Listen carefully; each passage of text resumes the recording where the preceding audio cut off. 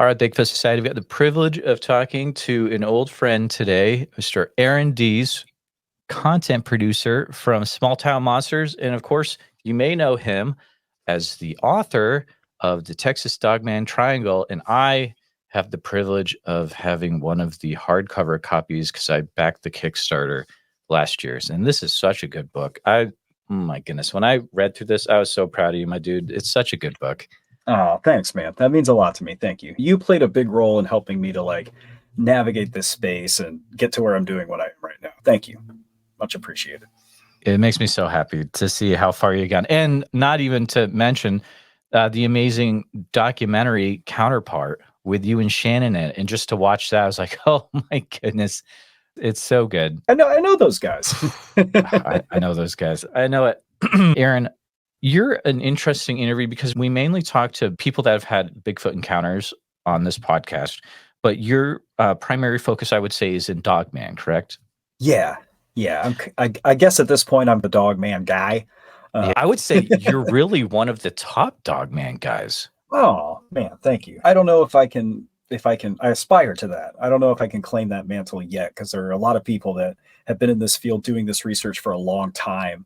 And a lot of what I've done has been built on referencing their research and talking with them. So I appreciate that very much. But yeah, there's more work to do.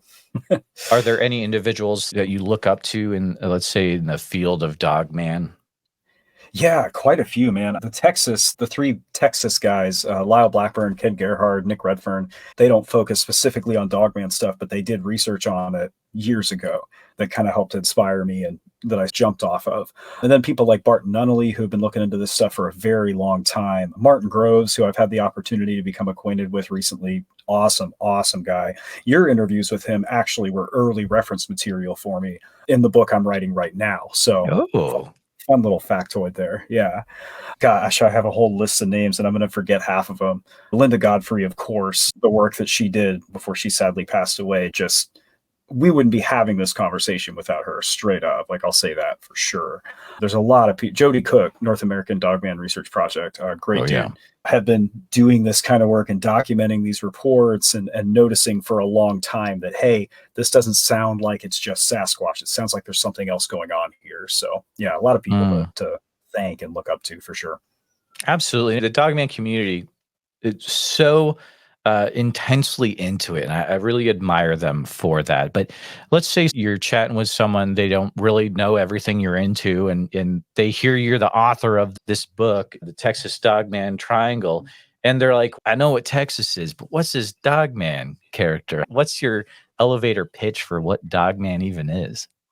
I just boil it down to its most basic parts, man. I start by saying werewolves are real, and that's a fun little thing to throw in a conversation. I'll just explain it deals with sightings of upright walking canines in the state of Texas that are akin to Loch Ness Monster sightings or Bigfoot sightings or Chupacabra sightings. People seeing strange animals, and they describe them as werewolves. And there's some disagreement in the community over whether or not the terms dogman and werewolf are interchangeable. I've heard and gotten some pushback on that. I respect any perspective on that because none of us know for sure what this stuff is. But for me, the terms dogman and werewolf are interchangeable. And I'm not going to speak for anybody else, but I know there are other people that feel that way as well. So that's essentially what we're talking about. Dogs that walk on two legs, to be very simple about it. Have you ever uncovered a story where the Dogman is actually having a good day? Because they all seem like they're having a really, for some reason, a terrible day. Yeah, and no is the answer. And that's one of the themes that I like to explore in this research, is that time and time again, these encounters, either these entities are described as very aggressive or seeming to be aggressive. They seem to be very malicious just in the way they behave, or the witness or the witness is left feeling very unsettled by it, terrified. In some cases, we have people reporting symptoms that are akin to post-traumatic stress disorder. They don't sleep well. They have nightmares. They don't want to go in the woods at night anymore. Sometimes they don't want to go in the woods at all because that's where a lot of these sightings occur. And that seems to be, again, it's a recurring pattern. So No, they don't seem to ever be having a good day. Like, the only historical reference I can think of, because that's another big part of what I like to incorporate, is the historical background of this stuff and potential precedent, like ancient literature for it, is the wolver, which is a Scottish werewolf that was very good at fishing, helps lost people find their way home, leaves fish for like hungry people on their windowsill. That's the only example I can think of a benevolent dogman or werewolf like creature. But other than that guy, nah. That's incredible. I've never heard of the Wolver before. That's pretty cool. I'm gonna have to look that up because that's primarily a lot of my heritage is Scottish. When you were writing the Texas Dogman Triangle, was there a account that you were most excited to be able to present in your book? Yeah, there were a couple. The story that got me started on this stuff in the first place, like as a matter of personal interest, witness who goes by the name of Trent Fulton in the book, and he actually appears in the documentary in a phone call. It's an early scene in the movie where he tells his story, and he had a roadside sighting, which is pretty. I refer to it as an atypical dogman sighting because it takes place by the road. It's a fleeting glance. It's involved in like holding roadkill or feasting on roadkill, that in different areas where we have concentration of these sightings. It seems to be something they like to do. But this story came from somebody I knew personally who I'm related to. And you read stories online and you read stories in books, and you're like, oh, it's really interesting that this person had this encounter and thought to report it. I wonder what they really saw. But when it comes from somebody who was very credible and who has no reason to make this stuff up, who didn't even know Dogman was a thing, that's when it really, for me, got me going. And then the story of James Witter, which is the Plum Creek monster out of Lockhart, Texas. That was a case that there wasn't a whole lot of information available online. It was out there as like a folk tale, and you could see some old newspaper clippings if you dig enough. But James Witter was one of the original witnesses of the Plum Creek monster, which was described as being a more hyena-like version of the dog, if you like. Yeah. And he had repeated encounters with this thing, and he had stayed out of the public eye. He hadn't talked to cryptozoologists or writers or anybody because he didn't like the way the story had been handled initially. And so he really stepped away from it.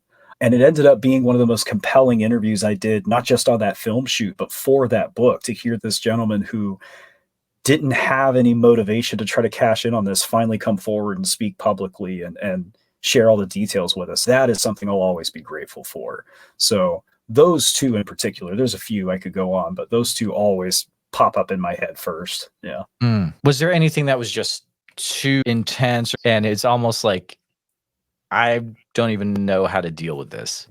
Yes and no. There are a couple encounters that when I first read about them or talked to the witness, I was like, no way. I can't put this in the book because nobody's going to want to read it at first. But I think that's just your gut reaction as a person that tries to remain skeptical when you encounter something that really subverts your expectations.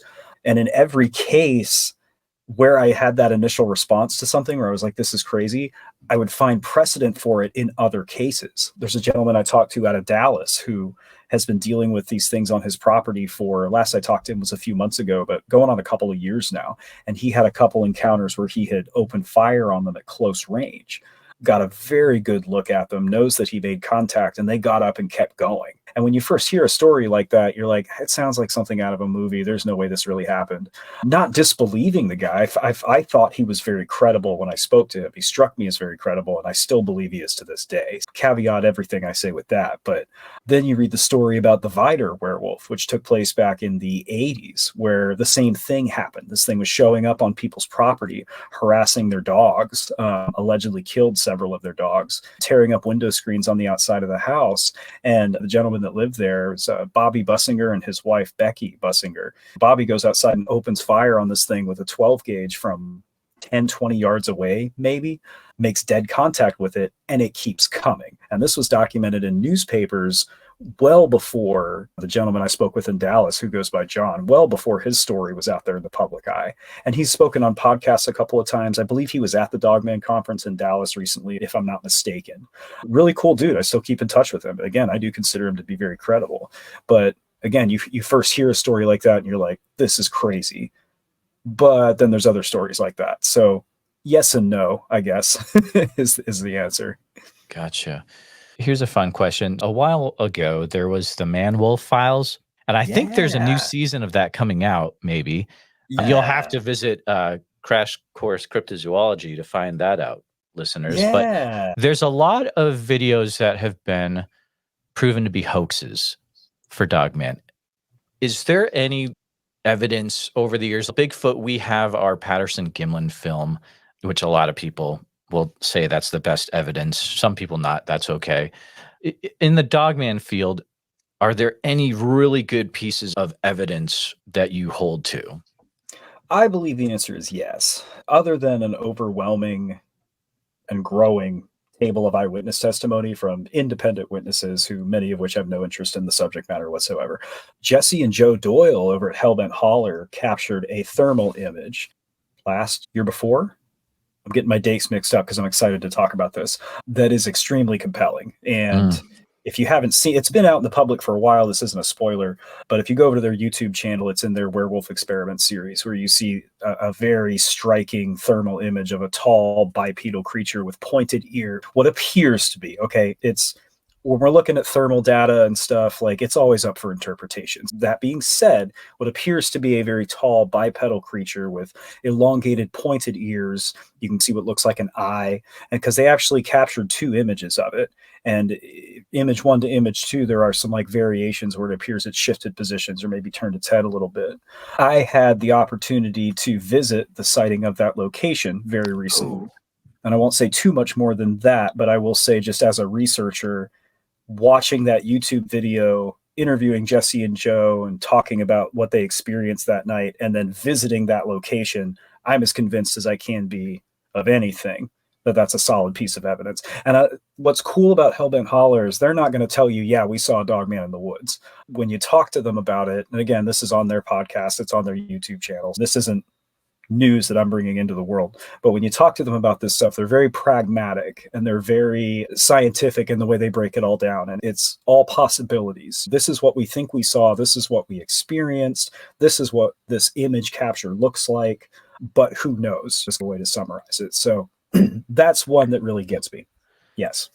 I agree with you. And Jesse and Joe, probably some of the best researchers. I've spent hours talking with them outside of the podcast about stuff that will hopefully be revealed in the next few months eventually. The amount of time that they take talking to witnesses and researching would blow people away. It's hours and hours outside of, this is not content being produced. This is just I would put them at the top of people that are seriously just want to figure out what is going on with the weirdness in this world, and they are researching 100%. Speaking of the weirdness of the world, what do you think's going on with this whole Miami Mall thing? I think it was just some people. It's the camera angle, and that's what it appears to be. There's a lot of chatter in the conspiracy subwing of the paranormal niche right now, and people saying that they were witnesses and that they saw it and it was actually this. And I'm never one to discount an eyewitness testimony. I research werewolves for a living, for God's sake. But there's a lot of buzz around UFOs and UAPs right now, a lot of it. And one of the most valuable commodities our society trades in right now is viral content. I'm optimistically skeptical, but probably more skeptical about this one. There's a lot of weird stuff going. There's a whole jellyfish UFO thing that just came out from Jeremy Corbell. That one I'm more compelled by. Yeah. I had the same thought when I looked at it. I'm like, this is something that could be done with a drone, but also, I don't know. Maybe someone took the top of a ghillie suit off of themselves and figured out how to affix it to a drone. I don't know. It could be something that simple. Or it could be a space squid. Charles Fort wrote about giant jellyfish in the sky. So what do I know? Oh, yeah. Cryptids of the corn. That's what they're all about, is those jellyfish in the sky for sure. When you were researching your Dogman encounters and the whole Texas Dogman Triangle, when you were doing that, did you come across other things, let's say other cryptids, like maybe Bigfoot and stuff? You're like, I have this lead, but it doesn't really fit in the book and I'm not sure quite what to do with this. Yes. Okay. All the time, dude. It happened today. Oh my gosh. Because I am still working on hunting grounds, which is the land between the lakes. But yes, it happened in Texas when I was working on the Dogman Triangle. Not so much with cryptids, but just with other strange tales and odd pieces of Texas history. The US government brought camels to Texas at one point right before the Civil War because they do well in the climate here. And the project was abandoned when the Civil War started up. That's just a weird piece of history I wouldn't have known about if I wasn't researching a Dogman encounter in Kerrville. We have a lot of like ghost armies out here, places where there were Civil War battles or clashes between European settlers and Native Americans, where there are said to be spectral armies that show up at certain times of the night.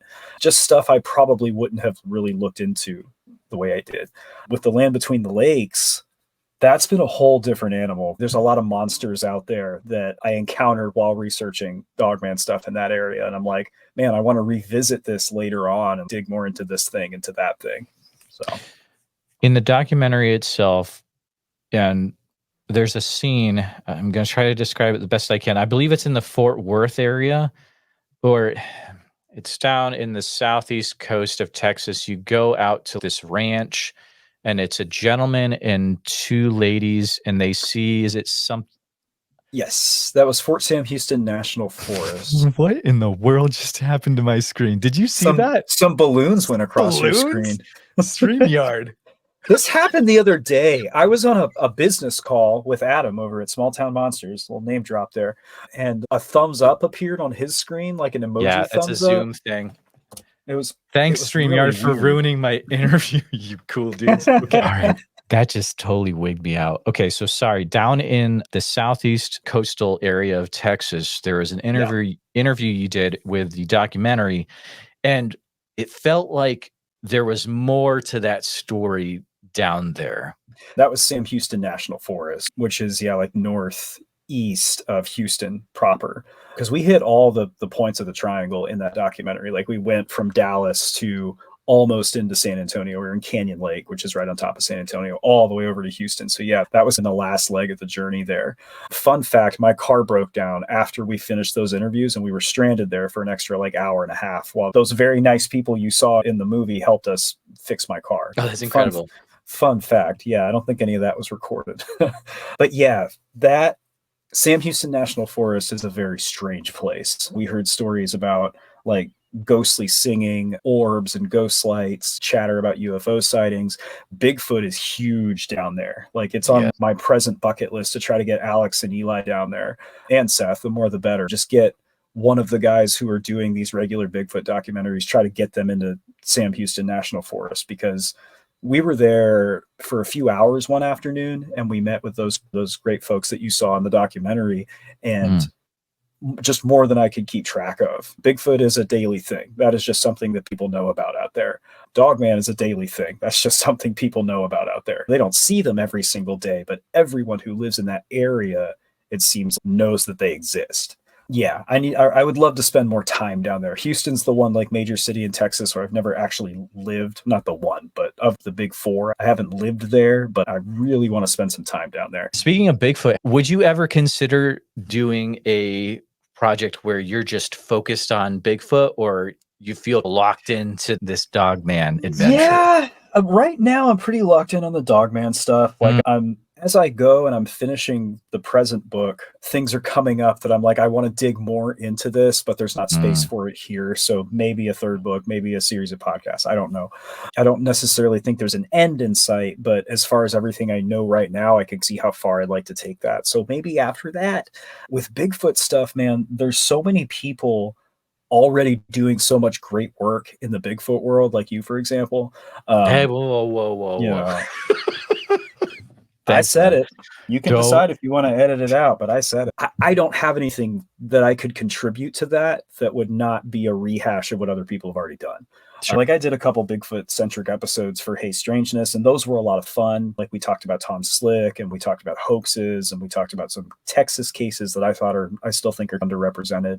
But beyond that, I can't think of anything that I could bring to the table that I got you. People haven't already done. I'm just going to be making a list of references of podcasts and books that I think people should check out. And there's nothing wrong with that. Speaking of podcasts, you have a very interesting podcast venture coming out through STM pretty soon, correct? Yeah, yes, I do. I'm very excited about it.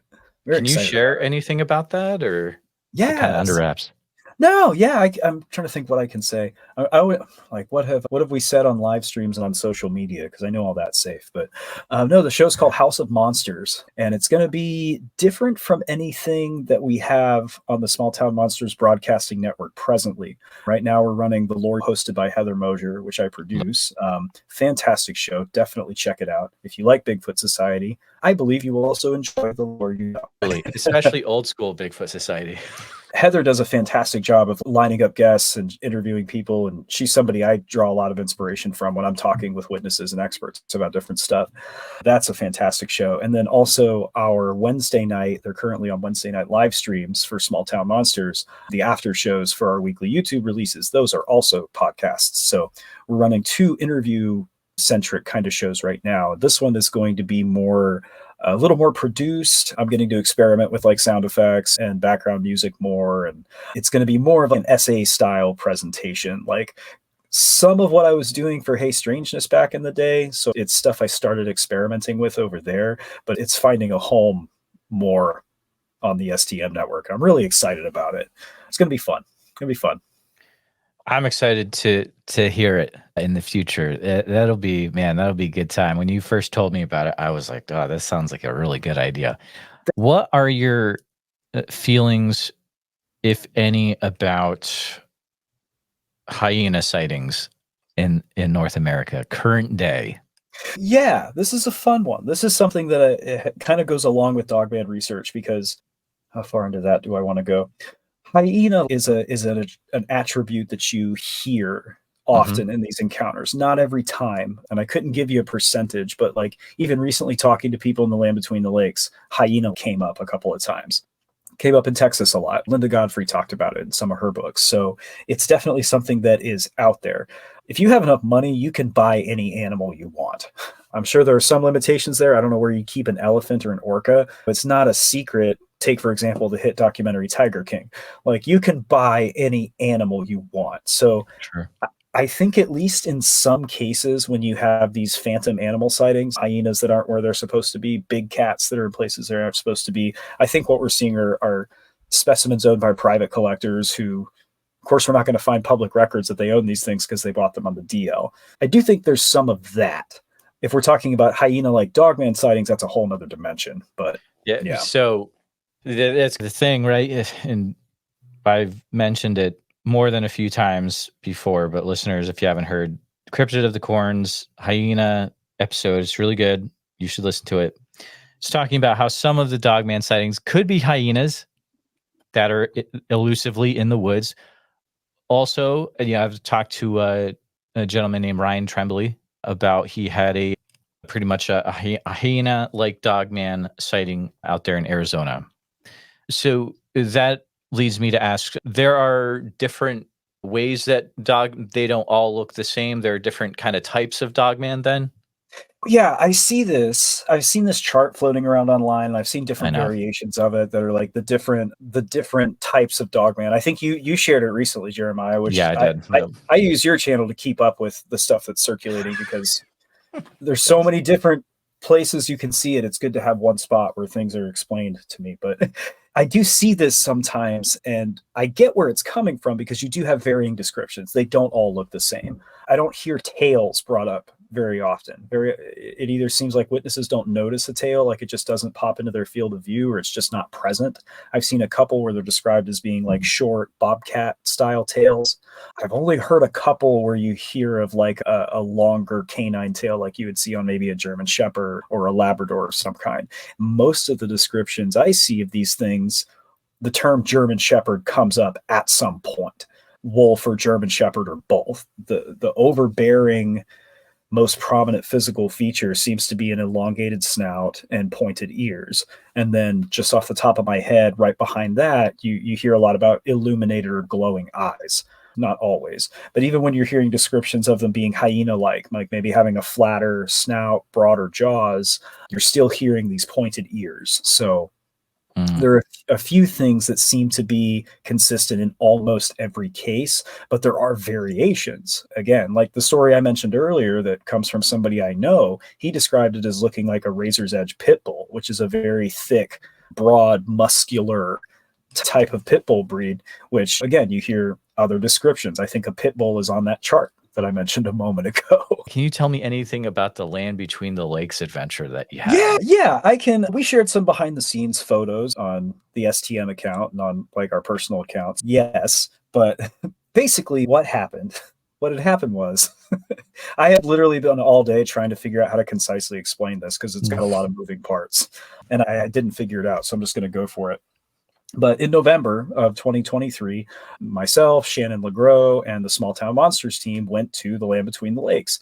And we filmed the documentary Dogman Territory, Werewolves in the Land Between the Lakes, while I was doing research and conducting interviews for Hunting Grounds, Dogmen of the Lakes. So it's a very similar situation to the Dogman Triangle and the Texas Dogman Triangle, where it's a book and a film companion that the information overlaps and they complement each other. And I'm able to go into more detail on some things in the book that there's just not time to fit into a documentary versus maybe, for example, there's stuff in the documentary where we actually visit some locations that there's just no way to illustrate without a visual medium. That's the overall synopsis, but it focuses primarily on Dogman activity in the Land Between the Lakes, which most folks, when you hear those terms, you're thinking of the notorious 1980s massacre where some people were said to be killed. That's what we're talking about, essentially.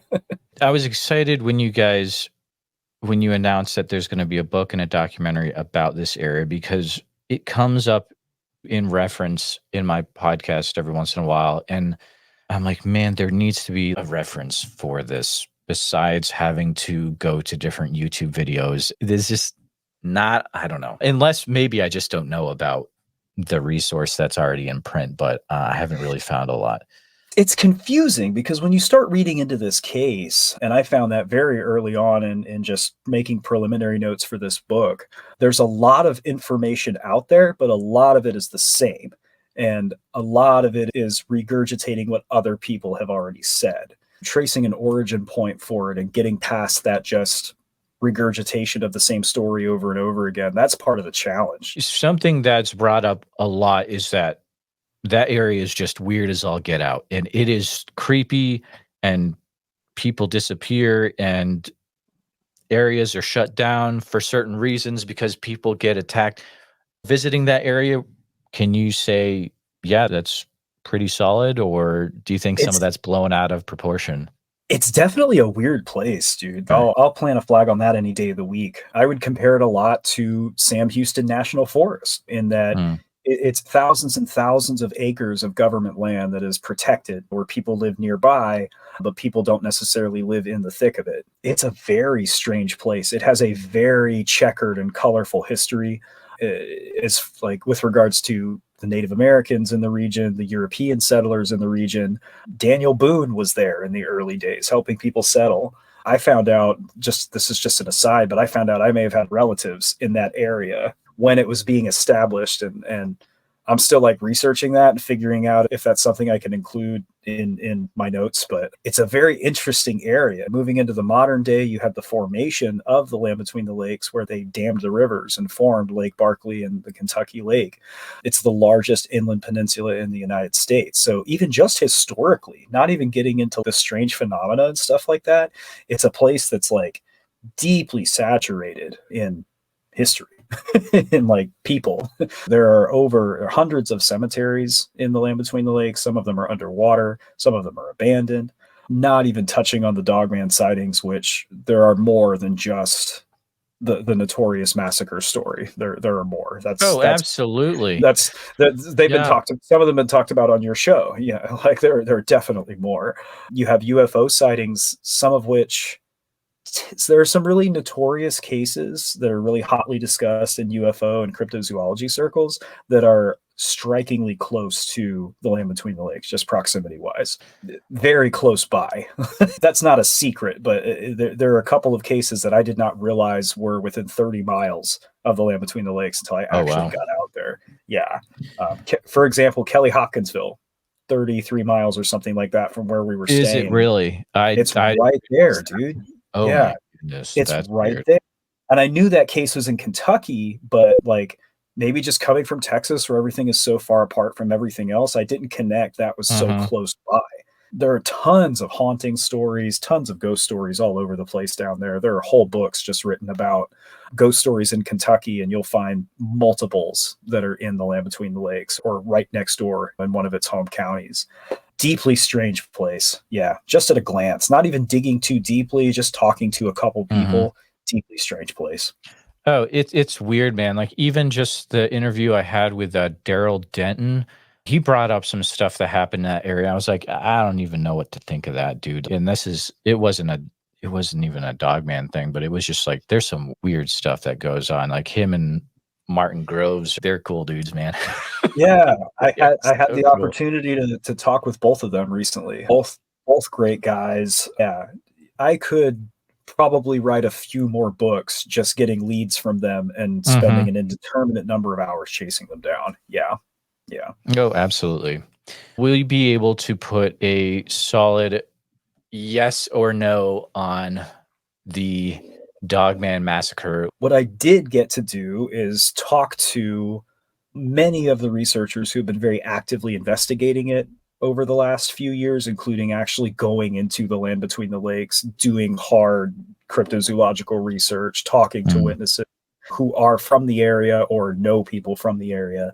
I have tracked it as far online as I'm confident anybody can. I have sought to seek out sources independent of the internet, which I won't go into too much. I'm trying to, but I've chased it as far as I think I can chase it with the information that's available and with the research I had time to do while I was in the Land Between the Lakes. So I'm hoping very much, and I'm somewhat confident that I can, hoping to provide as comprehensive an overview of that case as possible to allow people to make as educated an assumption of their own as they possibly can. And I have opinions on the nature of that case and what did or didn't happen, but it's one of those things that for me it shifts every few days. I'll be of maybe a more skeptical mindset one day, and then I go back and I work on that chapter a little bit. Right now, it's the longest chapter in the book. There's going to be a lot of stuff in there, but I'll go back and work on that chapter for a couple days, and then I'm much more convinced. I'm much more in that mindset. I don't like to arrive on conclusions when I do this stuff, partially because I'm a coward and partially because if total conclusions were possible, my job would be very different. It probably wouldn't be considered paranormal anymore if we could arrive at hard, provable scientific conclusions. I like to try as much as possible. I tried with the Dogman Triangle, and it's a matter of opinion if I was successful or not, but I tried as much as possible to give the reader a feel for that mindset of just being open-minded and skeptical while also optimistic as to the possibilities. So I've mm. tried to approach that case the same way, but there's a lot to it. Same style of writing in the second book? Yeah, yeah, it's Okay, gonna be cool. really similar. I like it.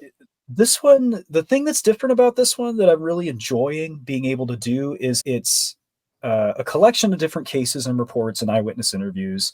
It's a research essay style breakdown of some of the background information and the history of the area.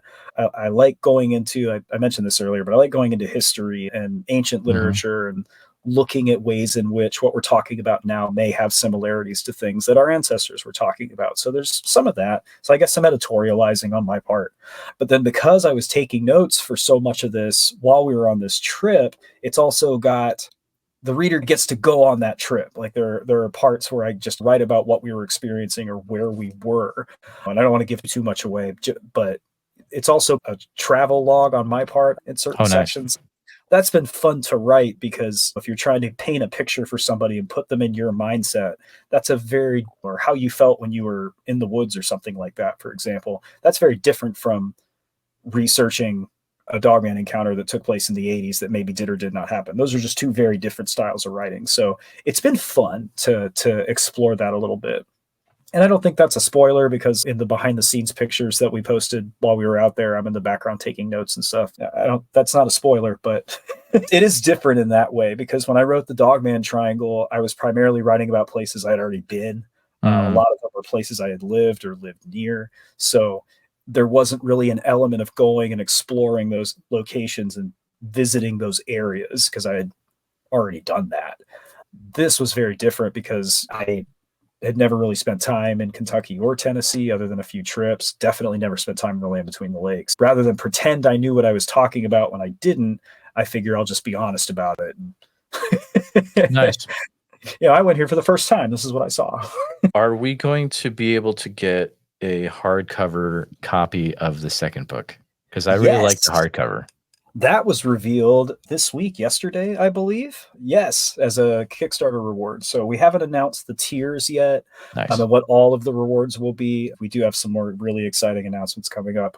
Really pretty much leading all the way up to this launch of the Kickstarter campaign. We have more stuff we're going to be announcing. But one of the Kickstarter rewards for the 2024 campaign will be the hardcover of Hunting Grounds.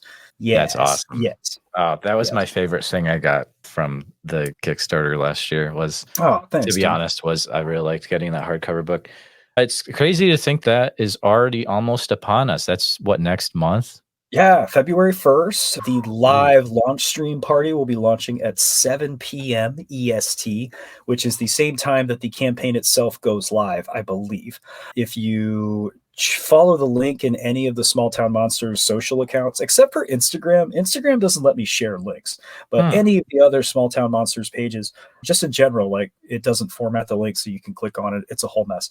But yeah, you can actually head over to the Kickstarter preview page and sign up to get an email as soon as it goes live. So you'll know the very minute that happens. And then the live stream is going to be a lot of fun, man. We actually announced this morning our friend Lisa of Lisa's Pod, Lisa's Pinatas. She's super cool.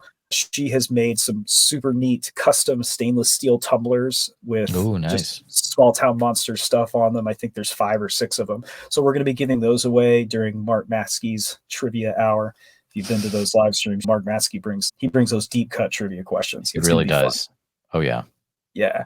But no, that's going to be great. We'll have Q&A with the Small Town Monsters crew. We're going to be running film previews. We're going to be possibly making some new announcements. Seth talked about this on the live stream last week, so I shouldn't get in trouble for this, but there's more stuff happening in the background at Small Town Monsters. There always is, of course. And we may get to announce some other future projects during the Kickstarter live stream. So just going to be a real fun time. Yeah. Oh, I'm super, super excited. Listeners, if you enjoy, even if it's only one project that STM comes out with, like maybe one YouTube series, really, I love them all, but let's say, pretend you only just love one YouTube series. This is the way that you can help that content to keep coming down the line, is to make sure that you are a part of this Kickstarter and you get great rewards and you help STM continue to make content that keeps the topic moving forward and also be introduced to a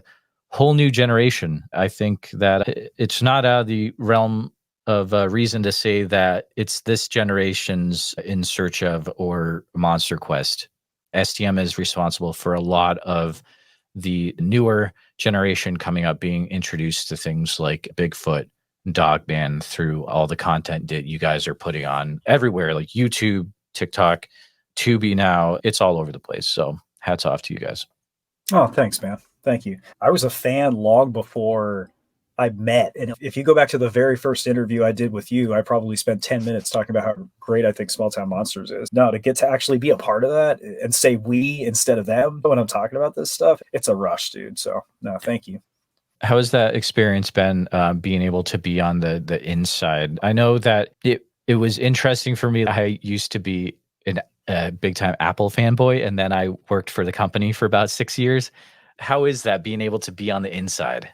I've made this analogy before, and I think it's still apt. The first time I got invited to go on a Small Town Monsters shoot, or really when I got invited, or I shouldn't say invited, that's a weird word to use in this context, but when I got offered the opportunity to write a book with Small Town Monsters Publishing, I felt like a Stormtrooper cosplayer who had been invited to the Skywalker Ranch to sit down with Dave Filoni and George Lucas and Mark Hamill and Jon Favreau and Kathleen Kennedy and just talk about stuff that we could make for Star Wars. That was what I equated to. Then this year, George Lucas called me back and was like, that was great. Do you want to work for us and do that stuff all the time? And I said yes. That's the comparison I would make. But no, it's been awesome, dude. Anybody that's ever talked to Seth or Heather or anybody over at STM knows they're great people. They're very authentic, and it's a pleasure to work with everybody. It's great, dude. Like it's been fantastic. I'm doing stuff for my job that I would be doing on my own time for free. And I can't think of many more things than that to ask out of a gig. Absolutely.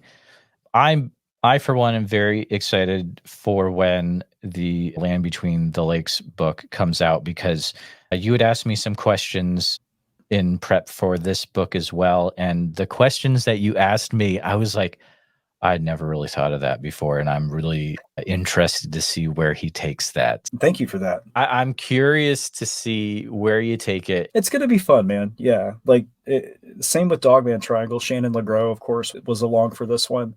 So she brings a lot of insight to the table that I'm just not capable of, because sometimes you need an outside perspective on stuff. And it's going to be fun. It's going to be a fun exploration. That might be the wrong word to use.